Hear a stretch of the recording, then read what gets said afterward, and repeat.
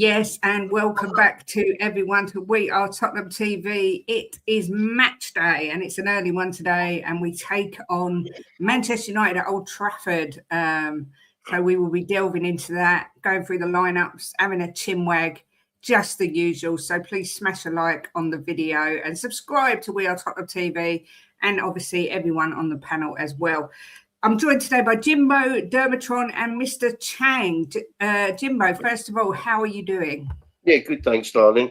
Looking forward to the game. Everyone seems a bit nervous. Don't know why, but beat them. We lost to them in 6 games, so why should we be nervous?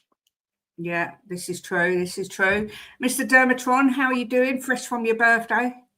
Yeah, thank you very much. Yeah, feeling fresh, feeling revitalised. I'm ready for 3 points today. We're going to go up to Old Trafford and smash them. 8 games unbeaten against Manchester United, 3 wins and 2 draws. We own Manchester. Manchester think they own us. We own Manchester. We want red carpet. We want balloons. We want trumpets. We want an open bus parade. We're going to go up there and we're going to collect 3 points, and everything will be right in the world after today's game. Bilbao, here we go again. This is it. We're not going to lose to them. We can't.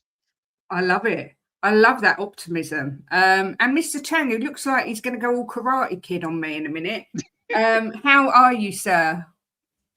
Doing very well here in Southeast Asia Mystic. I've got to say, this appearance of mine, this cameo here on the Pre-Match Pump Up is a very welcome surprise. And hopefully, both fingers crossed on both hands that this will be our first league win for the calendar year 2026.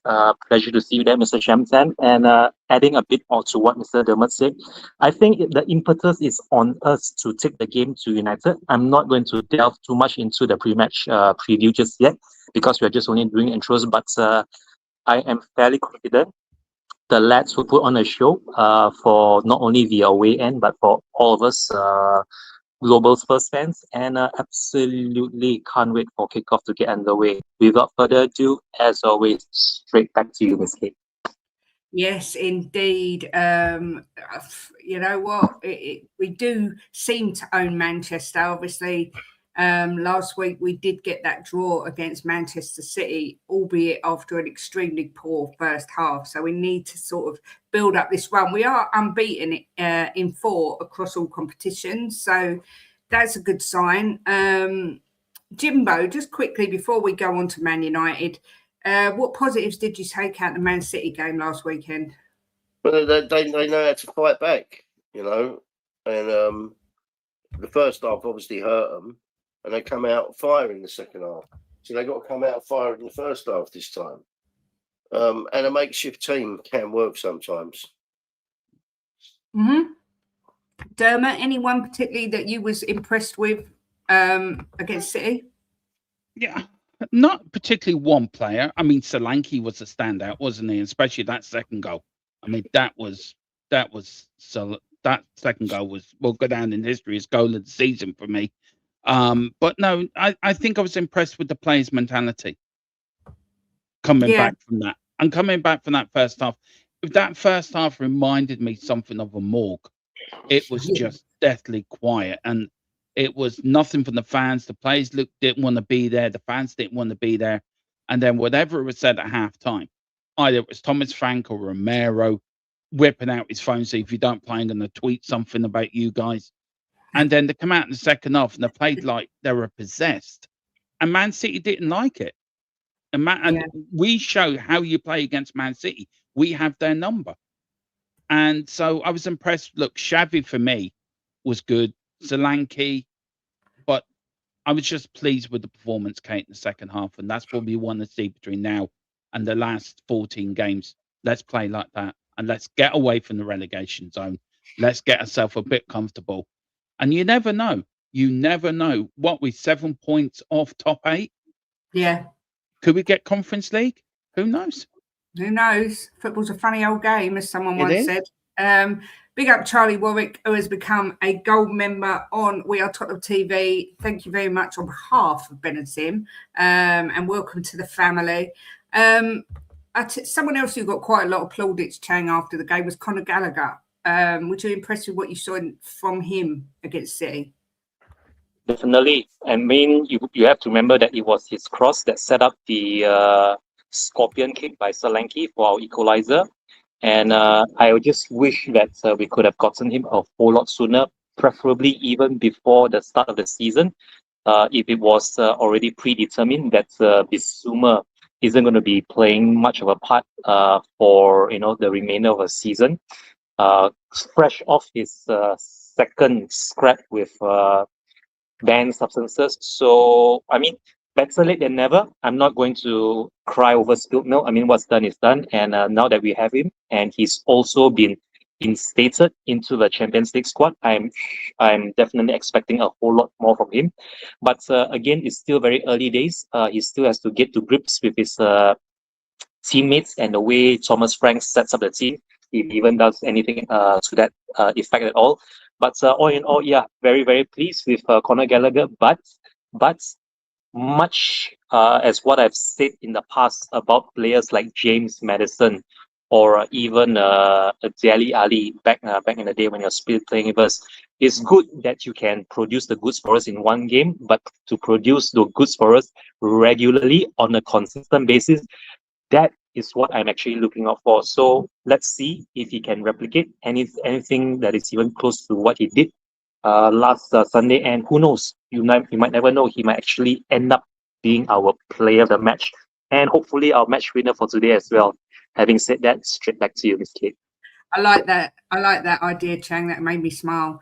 Jimbo, with Van der Ven and Romero looking like they're both going to be available to play, do you think Frank goes with a 3-4-3 again with three at the back? And if he does he put Palhinha there or Dragusin? I would think Dragusin, Kate. But I don't know what system he's going to use today. I haven't got it confuses me sometimes with his systems 5-4-3. But I would think Dragusin will get a game today. Okay. I think the other way. I think Palhinha will go at the back with Romero and Van der Ven. Yeah. But but that's just my opinion. I've got my predicted 11 as Vicario, Palhinha, Romero, Van der Ven, then Spence, Sarr, Gallagher, Udogie, Odegaard, Solanke, and Simons. I think you put Palhinha and Gallagher in front of the defence. I mean, when Dragusin played, was it against City? He actually was decent. He's a good player, Kate. He's not a mug. You know, he's a decent player. He's just been unlucky with injury. You know, and I mean, he wants to go, doesn't he? Because he's not getting game time. So this might be his chance to get some game time. Well, Spence, we was told, is touch and go. This isn't the squad. This is just my predicted 11. I mean, Dermot, what do you see? Do you see Palhinha or Dragusin at the back, or do you think him playing 4 at the back? How do you see him lining up? Well, I did a lineup here. I'm just getting up my lineup now. My predicted lineup, what I did for my channel, and I've actually gone with Palhinha in midfield and Dragusin at the back. I've actually played a 3-4-3, so it's Vicario, Dragusin, Romero, Van der Ven, Udogie, Gray, Palhinha and Gallagher, and then Xavi, Odegaard in the wings and Solanke up front. I think you need Palhinha in that midfield. You need him in that 6. That's where he plays. Yes, he played brilliant as a centre back, but you need him in there as that 6. He's your covering player, and that gives Gallagher the license then to move forward a little bit, play in the 8 role, and try to bring in Xavi, who then will start pulling the strings to put in Solanke or whatever, or Solanke coming deep and giving enough room for Xavi and Odegaard to get into the gaps round the back of him and bring them in. I think he's got to go that way. I don't think Thomas Frank has any other options. If he plays too defensively, Manchester United will tear us apart. And as well, he's got to go with Palhinha in that middle because he's the only one that gives us that bit of defensive cover. And he can slip back into if you want to play 4 at the back, then he can slip into that centre back as well. But you've got to play him as a 6. You really have to play him as a 6 today. What time's kick-off? 12:30.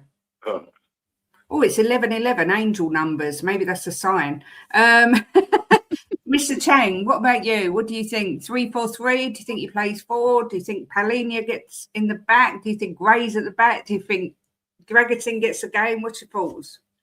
I mean, honestly, if it ain't broke, don't fix it. And if we do start with the same formation as we did the last time out, we played them at home, where we were minutes or even seconds away from securing a 2-1 win before the final international break, then if that's what works against United, I will stick to it.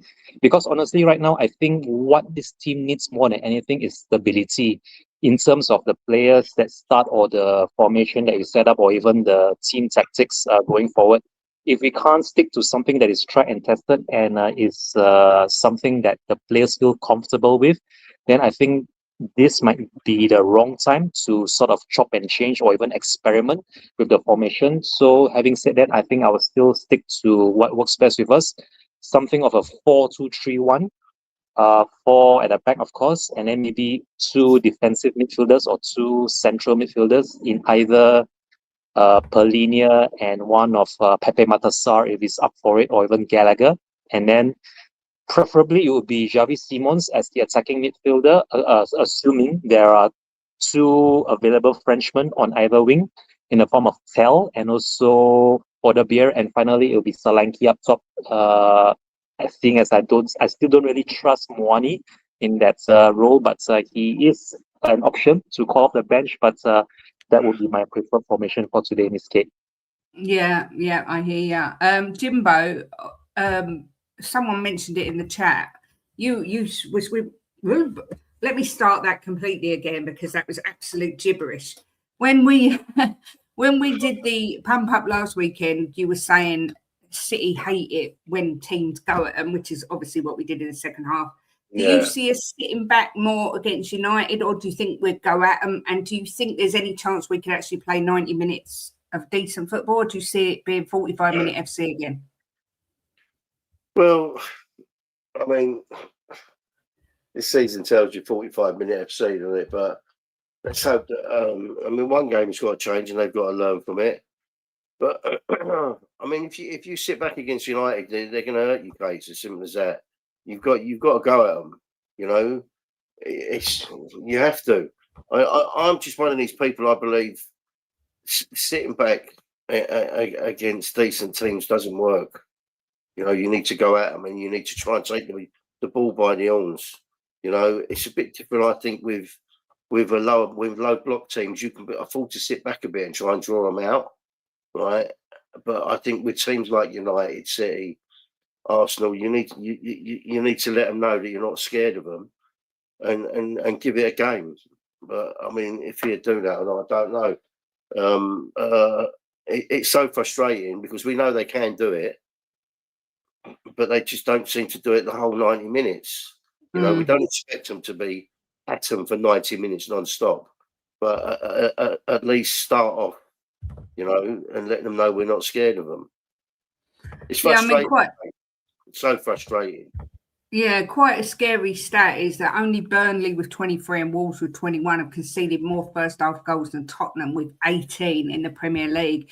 And as Ronnie said, if we play like we did the first half against City, against United, then they could be 3-4, 5-0 up because we all know that, they've got Mbumo, they've got Cunha, Fernandes. I mean, Derm, are you hoping to see Tottenham just come out the traps flying and going at them straight away? Yeah, I do. And I think today, with being Cliff Jones' birthday as well, and him being, I think, one of the last members of the double winning side, I think we owe it to him to come out and get a result for him today. I want Tottenham to come out all guns blazing and go for it. Give it a go. Do you know, we're to dare is to do, isn't that our motto? Not to dare is not to do. And we've got to go out there. We've got to go in full of confidence. We're going to Old Trafford on the back of really good results. We shouldn't be scared going there. We should be going there. Hang on, we can win here. We can beat this Manchester United side. Yes, they've got a new manager. Yes, United are unbeaten in the last 4, unbeaten in the last 5. That's 3 wins and 2 draws. Yes, they're playing better under Michael Carrick, but we should not fear anybody. And yes, we haven't been playing great, but we should have the confidence to go out and win today. And I think we should go at it. Go at them early. Their defense isn't as great, you know. Their defense is just as bad as us. You get at their defense, they will sort of back off. What are you saying So about yeah, our defense, pardon? Mike? What are you saying about our defense? No, their defense. Our defense is brilliant. You know our defense is great, Jim. You know that. But yeah, go on, Kate. This is the lineup.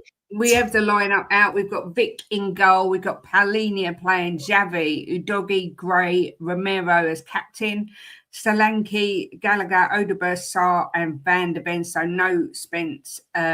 He doesn't even make the bench. Spence. We've got on the bench Kinski, Dragushin, Bissouma, Tell, Souza, Kobawani, Eloisi, Byfield, Williams, Barnett. So there is no Dragushin today. So you would think, I mean, Romero, Van der Ven, is he putting Palhinha at the back? Is he putting Gray at the back? What's your, Chang, what's your first thoughts on that lineup?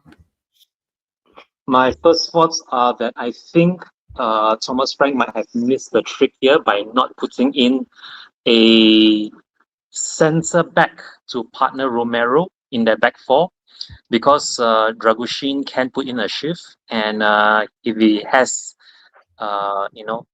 given his agent the sit down and talking to in terms of him staying and wanting to play his way into the squad, then I think this would be the game. This would have been the perfect game for him to make his mark, now that we are without Van der Ven and also Danso. But I don't know, maybe Thomas Frank has seen something in training for him to maybe pile his hopes onto one of Palhinha or even Archie Gray in centre back. I think that's what it's going to be. It could be Palhinha in centre back, seeing as maybe Gray should be rightly on the right wing, or right wing back, and Udogi's on left back duties. So yeah, that centre back should be filled by Palhinha, whom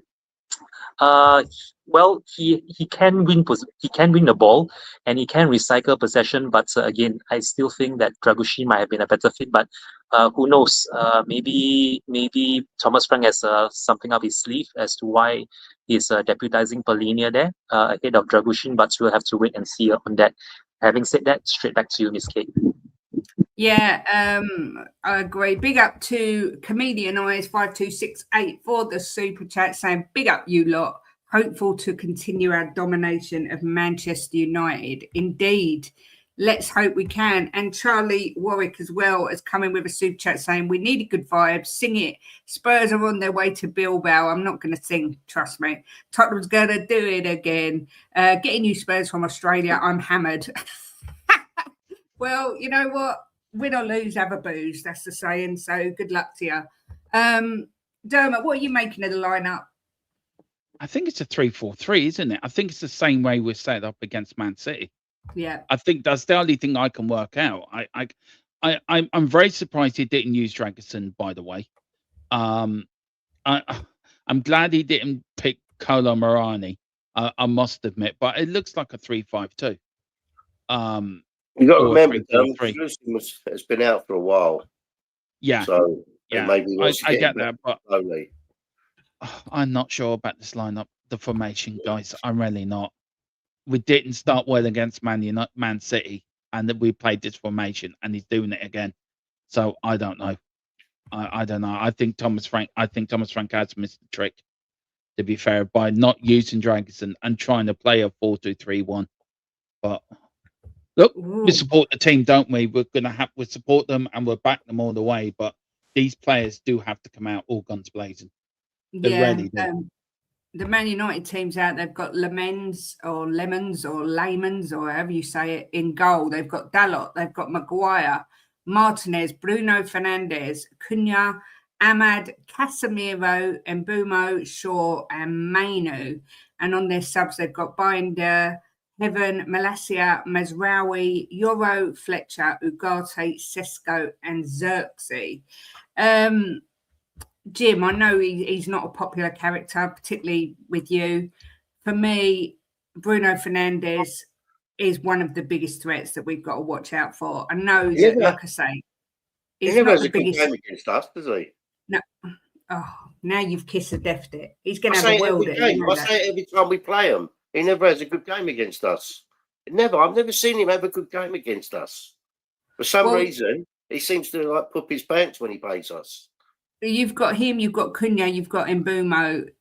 Casemiro is going at the end of the season, so he'll be looking to, like Lou said the other day, go out with a bang. I mean, are you concerned with their lineup? Okay, I'm never concerned when we play anyone, right? Because I always think that Tottenham, right, are the architects of their own fucking demise, or the architects of making us all happy. It's all down to Tottenham. What Tottenham come out and turn up. You could put any team in front of Tottenham. If Tottenham play their football, like we've seen them play, like the second half of City, they're capable of beating anybody on their day, right? But it's to me, I look at teams and you ask me every week, am I worried? I'm more worried about what Tottenham's going to turn up than the people we're facing. You know, just play your game, and if you play it well, you'll win. But that's we got to rely on Tottenham coming out and doing that for 90 minutes instead of 45 minutes. Because I think if we play 45 minutes against Man United, I think we might come out with a draw if we're lucky. I don't think they get away with it with 45 minutes against this United team. So it's down to them. So when you ask me every week, am I worried? I'm never worried about the opposition. I'm always worried about us. I mean, Dermot, they have got a very strong team. And to be fair, since Carrick has come in, whether it be a new manager bounce, people can make their own minds up about that. They do look like a different side. And I personally, I know Jim's not, I do worry about Fernandes, Cunha and Mbumo because their attack is really strong now. Yeah, I mean, United are playing simple, aren't they? He's got them playing simple, and that's what it is. He's come in, he's not made it too complicated. He's playing the formation the players like. The players can understand the message. And they're all, maybe it is a new manager bounce. And I agree with you, they do have very good players. Ahmad is a very good player. Cunha is a very good player. Mainu, who I would love Mainu at Spurs. I really would. I think he's a cracking little midfielder. My main brew as well, the number 19, they're all very good players, and you give them a sniff of a chance, they will hurt you, they will bury you.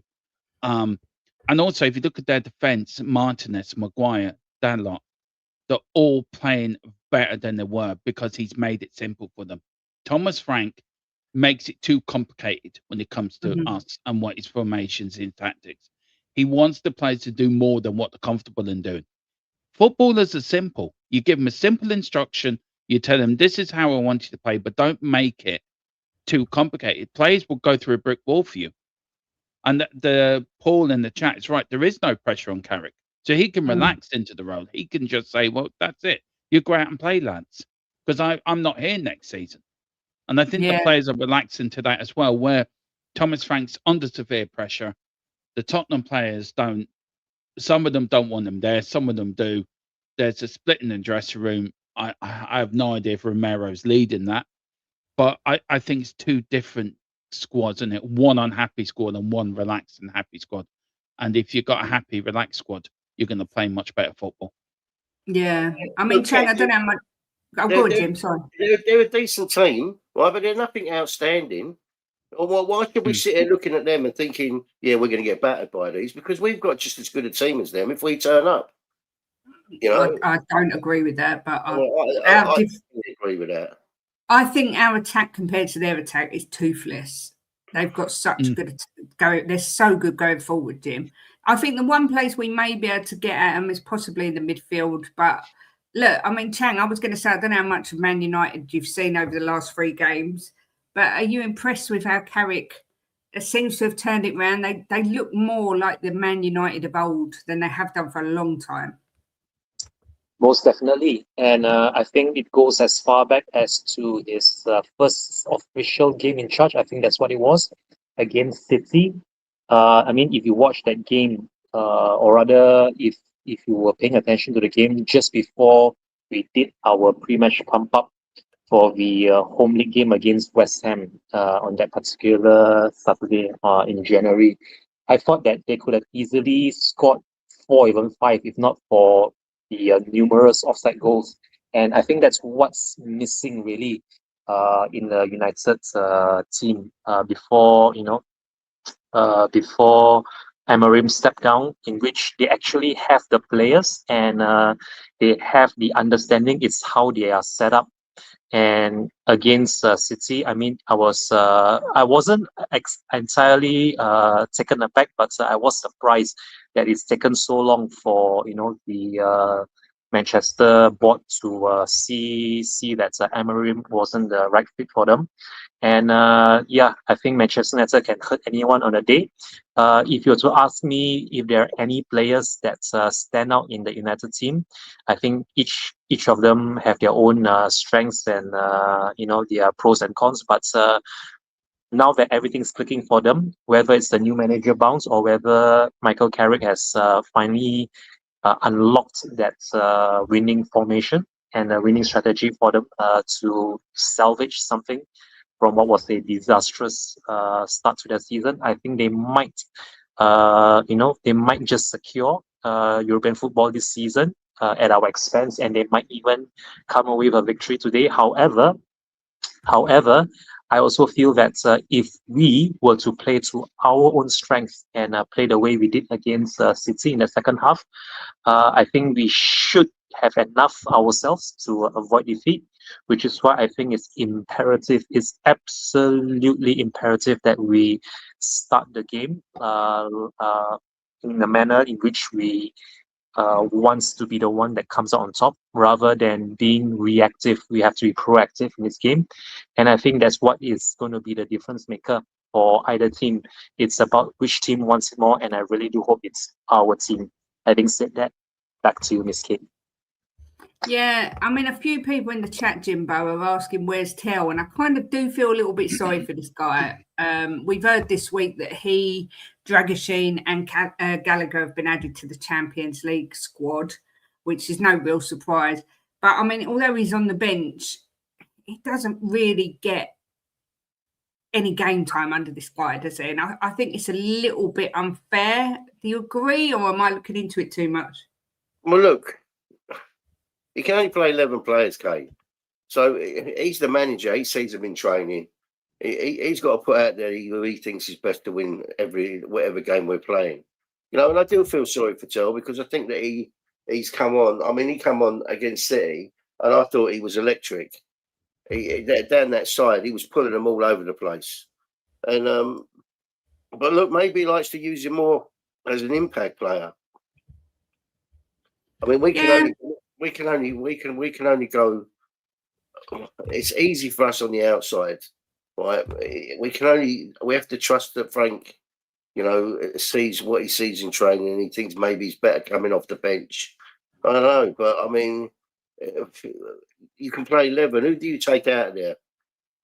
Who do you take out of there to put Tell in? Yeah, you're right, but I would like to see Solanke perhaps up front in a pair with Tell, like as a double striker, maybe. I don't know. Yeah, but I mean, it's hard, but it's easy on the outside to criticise. He's on the inside, and we have to trust him. I just kind of feel like a bit like deja vu, that we've got a 40-odd million pound player being used as an impact sub. I mean, we had that with Brennan Johnson, and now we seem to have it with Tell. What do you think? I sort of see where Jim's coming from.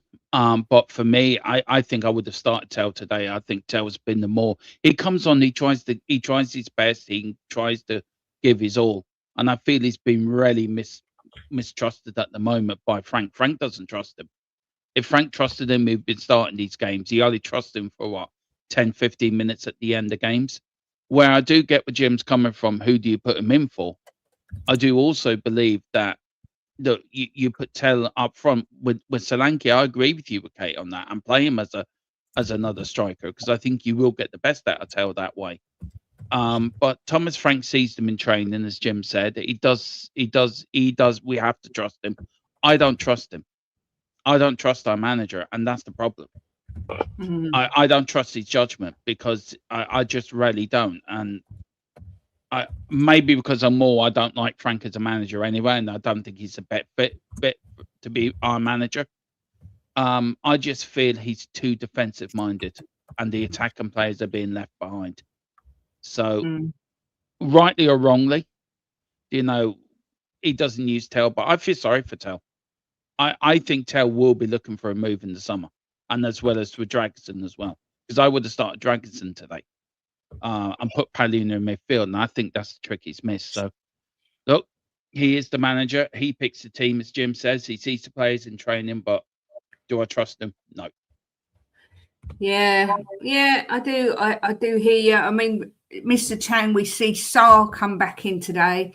We've had lots of talks about this guy because pre-season he was excellent. He started the season like a steam train, and then he kind of, Frank didn't really pick him. Are you pleased to see this guy back, and what's he going to bring to the team today? I mean, what I was really impressed with Sarr, especially the first few matches under good old Ange Postecoglou, was his tireless running and his productivity, or rather his output, match in, match out. And I was really looking for more of the same from him. However, he sort of fizzled out at the start of the season, where he hasn't really been able to replicate that tenacity that he had in him, that constant running and harassing and winning the ball and closing down. That's what I really miss from the Pepe Matassar in his early 20s when he started under Big Ange 2 seasons ago. So now that he's come back from the AFCON, he's really got his winner's medal from the AFCON, and now that he's back in the squad, let's just see if he can even recapture some of that tenacity and that energy that's made him such a crowd favorite. I mean, just to highlight what I meant about Pepe Matassar and his impact in those first few games, those 10 glorious unbeaten games under Big Ange. If you remember, the first time we played United under Big Ange at the Tottenham Hotspur Stadium, it was Pep Matassar that got our first goal in the second half against them before, I think it was one of Ben Davies or even Perisic who got a fortuitous second goal for us. But it was Pep Matassar and his tenacity and his willingness to run to the far post to tap in our first goal against United, in which we eventually ran out 2-0 winners. And that's exactly what I need from him. I need him to be that little extra center midfielder, or even a defensive midfielder who would bomb forward and lend a hand in assistance, or even drop further back to help out in defense. Almost like a box-to-box midfielder. I think that's what's really missing from his game. If he can even recapture that, if he can even, like I said, be half of what he was at the beginning of Big Ange's first full season with Spurs, then you never know. He might even transform into a Yaya Toure as he progresses. But currently, I mean, I have to be painfully frank and honest here. He's nowhere near Yaya Toure, let alone himself, from when he first played under Big Ange. So hopefully, now that, like I said earlier, that he has got his AFCON winners medal, he can just fully focus and concentrate on Tottenham Hotspur before the summer and the World Cup. Having said that, back to you, Miss Kate. Yeah, I hear you, Chang. Do you know what? I had something really good to say, and I've completely forgotten what it was. This is why I should write things down. My brain is completely mush. It was, I know what it was. I've just remembered. It was to whoever wants to answer, but Jim, maybe we'll start with you. Manchester United, if they win today, they will have more points than they did last season with 13 games to go. Now, they obviously didn't win the trophy. We won the trophy, and they didn't get European football. So they've had one game a week. But they've learned from that, and they've gone like this.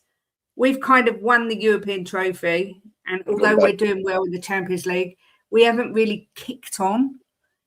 Do you think it's purely because our squad isn't big enough to compete in all these competitions? Yeah, look, this is what I'm saying to you about Tell, right? This is another thing with Tell. If you've got a squad of players, right, you can only play 11, Kate, right? So you're going to get some people that are not happy. you know, and it's just the way it is. And you've got to trust the manager to pick his team, right? But we've got so many injuries, right, and we've had so many injuries this season, and the board hasn't backed the manager, hasn't backed the players, and hasn't backed us in this last window, right? So does it surprise me we are where we are? No, it doesn't. I mean, how many times have we played with a makeshift team this season? You know, I'm not surprised with 4 wins, not at all. You know, when there was one game we had 15 people on the side, 15 first teamers on the sideline. You know, but it's just the thing when you're building a squad. Some people are going to be upset. I mean, the way Arsenal and Man City balance it is unbelievable. But if we want to head in that same way, people like Tell, right, if he's going to be in the squad, we've got to understand that they're not going to be playing every single game. It's just the way it is. To Gleaver's family, what are you waffling about? They bought 3 class strikers. I didn't say they didn't. I didn't say they haven't invested and just gone better. I'm just making the point that Manchester United didn't get Europe, didn't win a trophy, and yet they've invested in their squad and gone like this. We won a trophy and we haven't kicked on. If anything, we've gone the same or worse. So there's no waffle here, sir, or madam. So, you know, waffle away. We have had no Europe this week, Dermot. So, as someone said, we've had a lot of rest. That should give us time to be up for it. Someone's also said in the chat, so it isn't Thomas Frank's fault. I do think there is an element that we can sort of say Thomas Frank's tactics aren't great.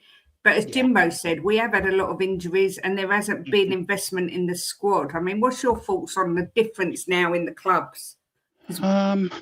I think rightly so we should be calling out the owners and we should be calling out the lack of investment, whatever you want to call it. I don't think ENIC will ever want to invest in Tottenham. I think they've done what they set out to do, which was get us to the Champions League.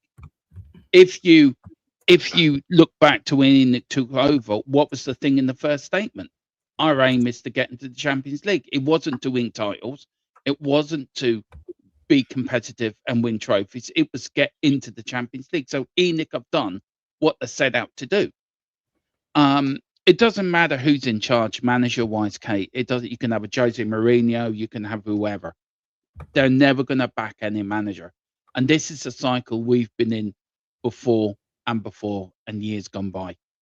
Every manager has the same cycle. And where I do blame Thomas Frank that I don't think he's the right manager for us, I do feel sorry for him as well, because he hasn't had to play with a full deck of cards.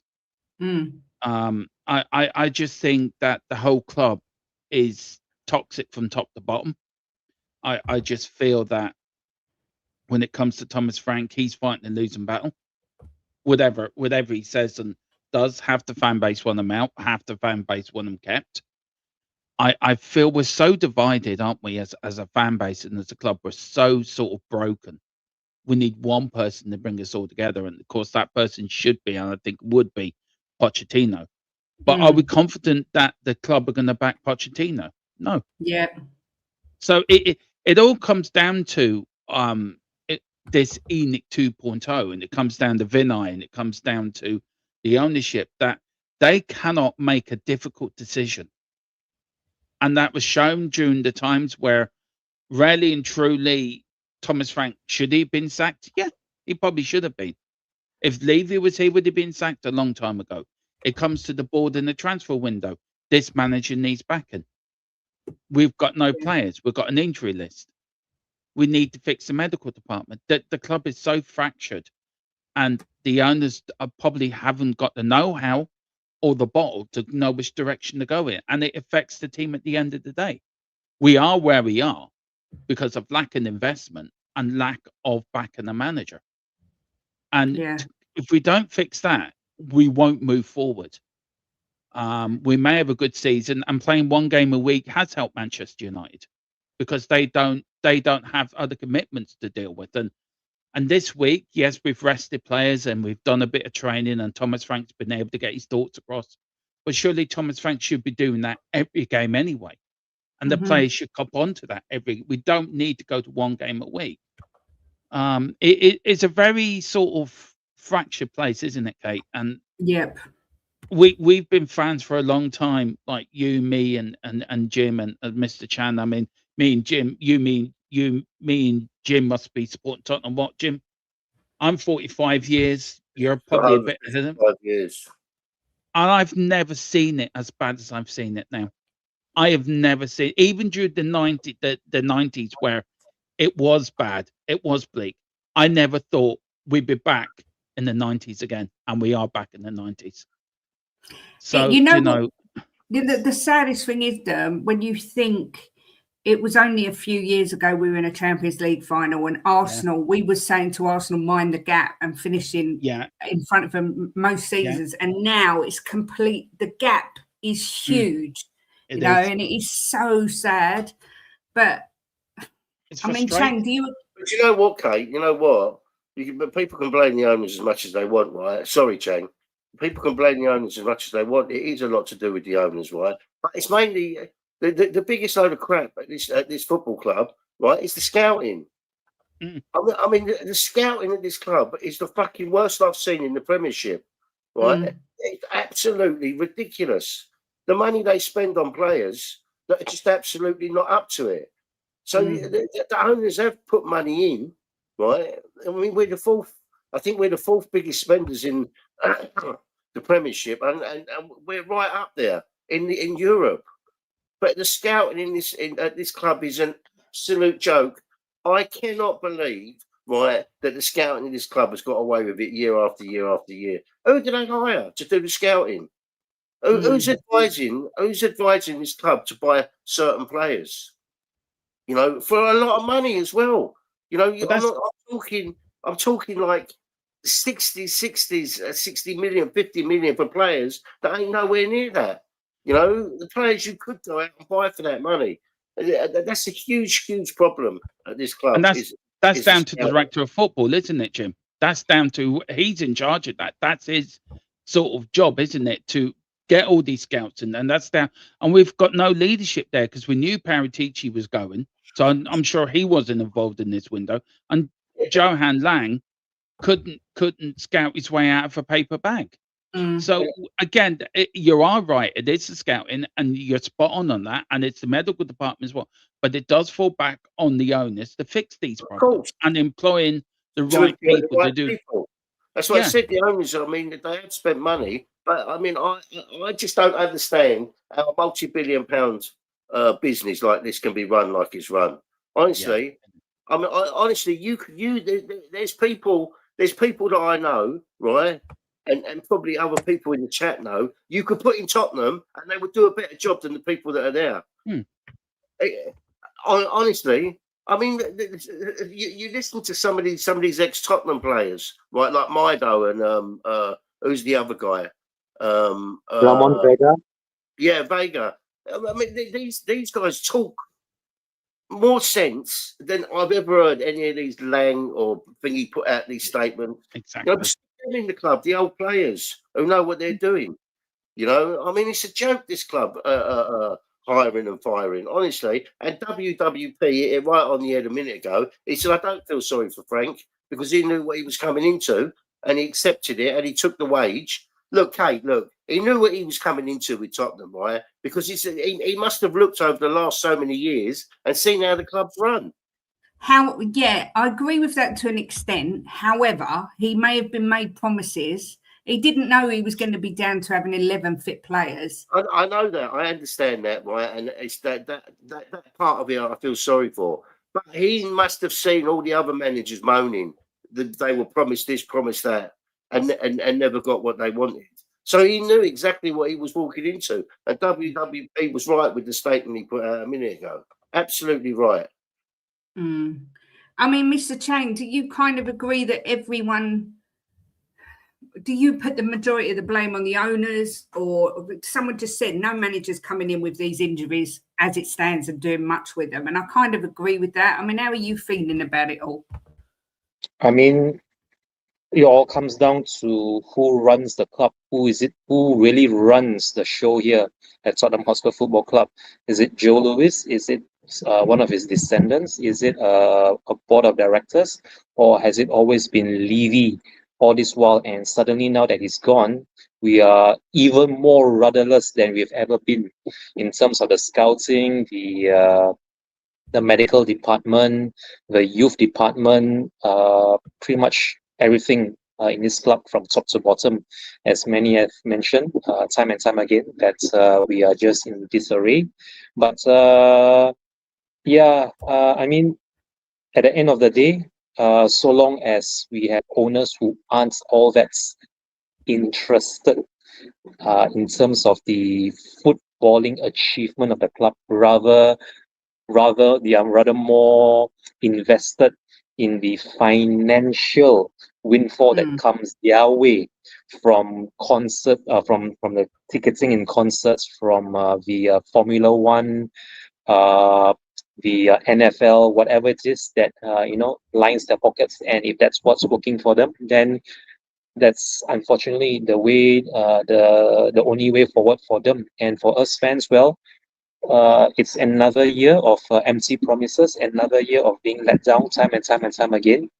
I mean, Conte has come out and openly said this. Even Christian Romero himself, after the draw against City, he himself has taken to social media to call out the lack of players and investment back into the squad. And I think it's only going to be a matter of time, really, where it comes to a boil, and we are back to back to openly protesting in the stands, in the stadium, outside the stadium, even here on social media or on YouTube, wherever that people find that they may have a voice. You might come back to that, but, and this is why I say why none of these protests will ever come to fruition unless we are actually united all together.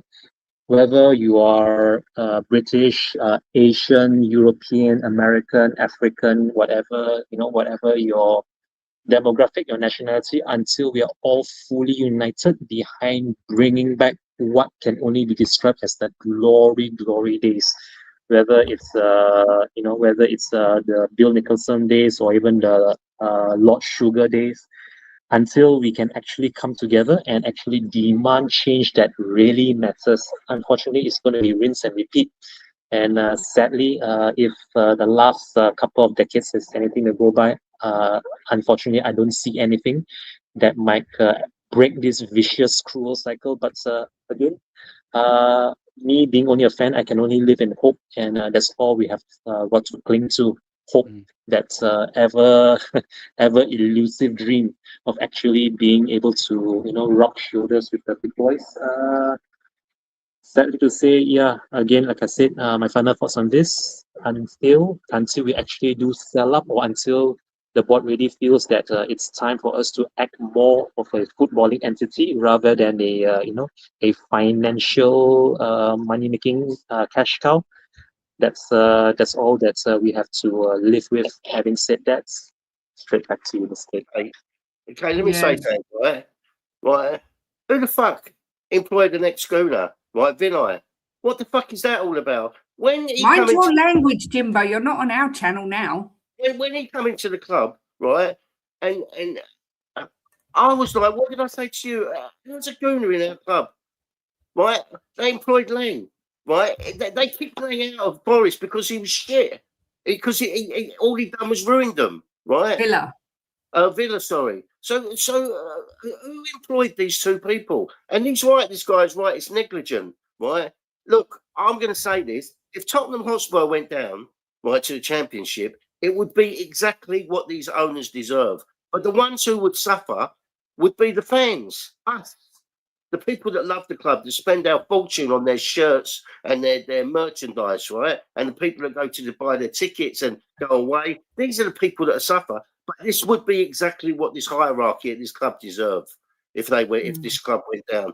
But they would just throw some money at it, get us back up, and then carry on as they go. Yeah. Look, I never ever believed, right, that this club would be where it is, right? I stuck up for the owners years and years ago, but I'm beginning to believe now that until they're gone, this club won't change. And that's the way I feel now. And you know me, Kate, I never felt like that. But I just don't really think that they give a shit about the football. I think all they give a shit about is making sure we're in the Premiership, right? And we make that they make their money with this, what is now a circus, you know, with everything that they've got at this club. It's a joke. Big up to our user for the super chat saying if the fans can see it, the club can. It's neglect. It's 100%. gross negligence on their part. Absolutely gross negligence. I do wonder if the fact that we didn't invest in the January window, there's a lot of talk about them possibly selling the club, the Lewis family, but then you also get statements like Lang's interview. I mean, read the room, please read the room, saying that, oh, well, next window, you know, we're going to show real ambition. It's always next window, next window, next window. Go on, Mr. Chang. Very quickly, I apologize for butting in, Miss Kate, but you did bring out a very, very important point, which I have to highlight right here and now. If you read the rumors that even Daniel Levy himself is actually thinking of selling his share in the club, I think that might actually be what gets this whole sale, the sale of the club underway.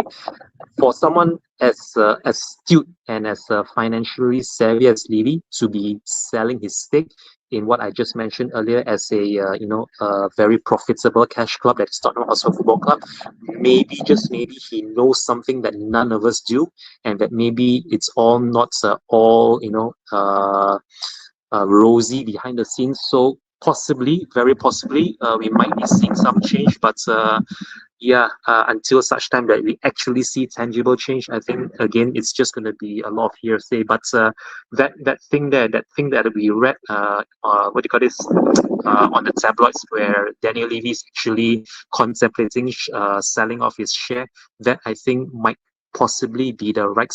It could be a step in the right direction, or it could be before the proverbial crap hits the fan, in which then, oh man, it's gonna be dark days again for us ahead. So yeah, be careful what you wish for, everybody. Having said that, straight back to you, Miss Kate. Yeah, I mean, everyone wanted Levy out, and we've ended up with Binoy, who, in my opinion, is worse. So it is always a case of be careful what you wish for, but. It's all Wenger's fault. Colin just said it's all Wenger's fault when he said top four was the priority. Damn you, Arsene Wenger, you're the problem. But it is getting to that time of the show. We've been ranting. I didn't mean to start a huge rant, especially from Jimbo, but we did have a rant. Big up to Chameleon Eyes of the super chat saying Levy's selling his stake because he knows it'll be dropping like a rock under the new leadership. You can say what you want, but he's a smart businessman. He's an incredible businessman. That's why he's got so much money. And that's I have the latest on that, Kate. If you want the latest on the Lewis thing, yeah, I got it a couple of nights ago. I am doing a video on my own channel about it, so I will give you the latest. What I was told, if my computer will bloody work. Hang on, give us 2 minutes. I will. Okay. Now, US investors, Brooklyn Eric and Hong Kong financer. It sounds like a Marvel character, this fella. Nang Wing Fai. He sounds like a villain out of a Marvel film. Could conclude the deal for Daniel shares. There is an awareness inside the ownership of circles that external interest in Daniel Levy's shares, potential shareholders within ENIC. At this stage, there is an exploratory rather than advanced with no agreement reached, no paperwork signed. This does not involve in the full sale of Tottenham Hotspur, nor the immediate change in ENIC's controlling position. Any movement would be part of a long-term strategy planning, not a sudden or reactive decision. Internal, the situation described as fluid, with nothing considered imminent. So that is the latest I had on that.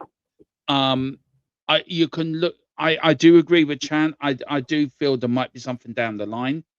I also think I did ask, is it a takeover in time? And I got potential. That was the response I got. So look, any more news, I'll keep you up to date, guys, and you as well, Kate. If I get anything, if I get anything, I will pass it on. But guys, I will try to keep you all up to date on the latest of this. But it's interesting times ahead on that side of the club, anyway. That's one word of it. One word to describe it. Thomas Owen with the super chat. I'm saying thank you on behalf of Ben and Sim for all the super chats and memberships today. Says the midfield has to not stop running to win today. I think that's probably why he's played Sarr, because we all know what an athlete Sarr is. So, but it is time to give your score predictions, people. We've slagged the board. We've slagged off everyone and everything. I feel so much better for it. I'm not going to lie.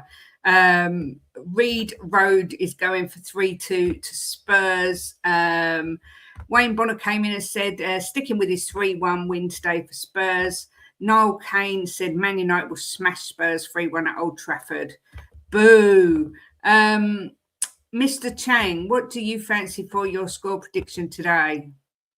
I fancy us to win this game by the same scoreline where we were seconds away from winning back in January before the was it January or was it December? I can't even remember when was the reverse fixture. But we should have come away 2-1 winners against United at the Tottenham Hotspur Stadium before that Luke Shaw equalizer at the very end. So hopefully it's going to be 2-1 for us again today. But don't be surprised, really. Don't be surprised if the honours are shared between both the home team and us. And if the score stays at 1 apiece, then in all probability, next goal wins the game.